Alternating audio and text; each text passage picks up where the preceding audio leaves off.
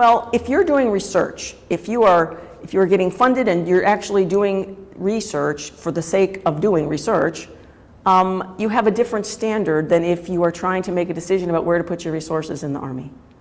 And so there's two extremes. One would be, we're going to do some intervention and hope it works.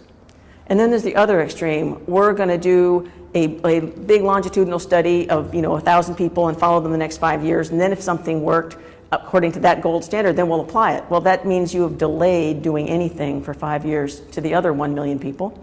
So the decision was made that we're going to use scientific evidence that's already in the literature about what works to build resilience, and we're going to adapt that program to the United States Army, to adults, to people who are soldiers. And that's what we did.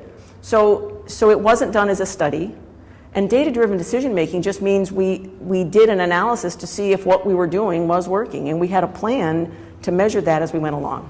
And I think it's only responsible. We're spending taxpayers' money. We ought to be able to tell them that what we did had some effect. We started doing the assessment in October of 2009 to the whole Army. And because we guaranteed them that no one would see the results except themselves, that wouldn't go to their boss, it wouldn't go to their doctor, it would just go back to them by name, we did show that about 90% of people take it very seriously and are quite honest and truthful. And they did, in fact, they got their results, and they could see where they fit on the spectrum of normal, and it came along with a little narrative about what their strengths were and what they could work on. And then when we strip away their name and we strip away their social security number, but we then integrate what's left, which is the demographic information plus the scores, we can then integrate that with other things we know about people. So we can see, for example, how training or deployment or where you're assigned might affect your psychological fitness as you progress. And we have to do this exam every year, so we could see how what we did affected how they did. We wanted a couple of things. One, we wanted training that would be applicable to everyone.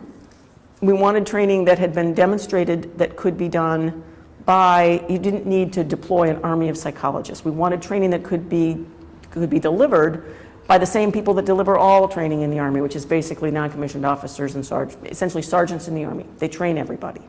So we looked what was there, and there were really very few evidence-based interventions that have been shown to be effective in a whole population.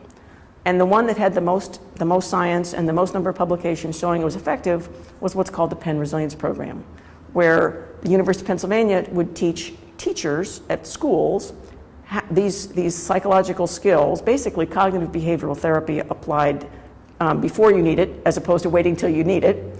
And then the teachers would go out and deliver this instruction to their students. And we thought that, well, that's the most close model to the United States Army. So we in conjunction with University of Pennsylvania, changed the curriculum so that it would be applicable, to slightly older adults, and changed the vocabulary so it would be applicable to people in the military, a primarily young male audience.